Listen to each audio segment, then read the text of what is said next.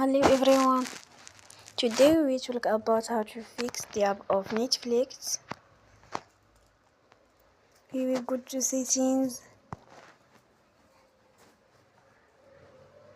Then we click on apps. After that we search the app Netflix.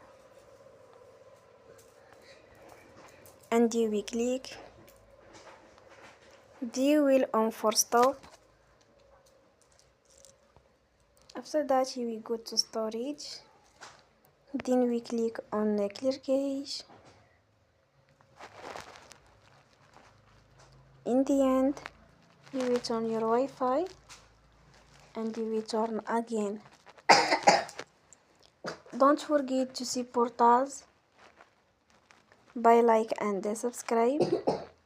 See you next time and thank you for watching.